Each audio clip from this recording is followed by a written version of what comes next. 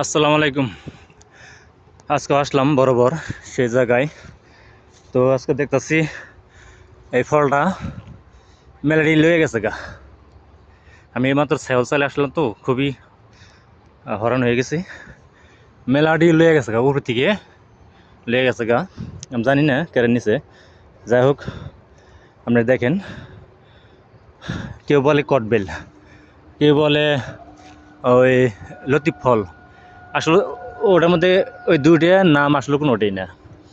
আমি এক চাইনিজ ব্যাটারে জিজ্ঞাসা করছিলাম দেন এই ফলের নাম কি, পর সেও আসলে সঠিকভাবে কইতে পারে নাই দেখে পর আমিও আরেকজনে জিজ্ঞেস করলাম, কয়ে এটা খাওয়া যায়, কিন্তু ওই সিদ্ধ করে পানি ঝরে যাবো, তারপর এটারে শুধু ভিতরে বিচি ফালিয়ে দেওয়া, তারপর খাইতে হয়। তো পুরানো হয়ে গেলা বাত্তি। যা হোক, এই ফলের নাম অরিজিনালি আসলে ভাই আমি কইতে পারব না, আপনারা কমেন্টে জানাবেন ইনশাল্লাহ, এই কামনে রইল।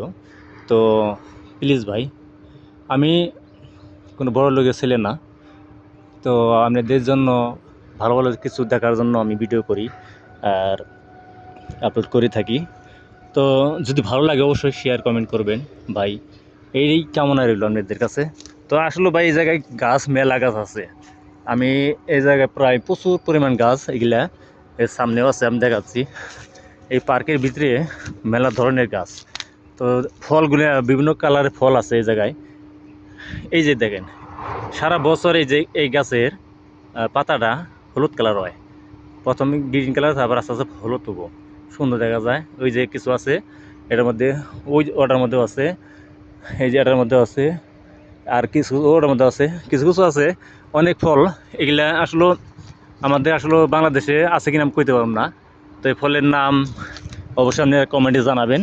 এই কারণে আমি এক সপ্তাহ অথবা 2 দিন পর পর আমি ভিডিও করি।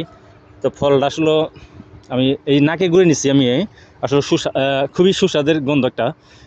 তো আপনারা যদি পারেন অবশ্যই এটার নাম আর কমেন্টে জানাবেন ইনশাল্লাহ। এটাই এই দোয়াই রইল আপনাদের কাছে।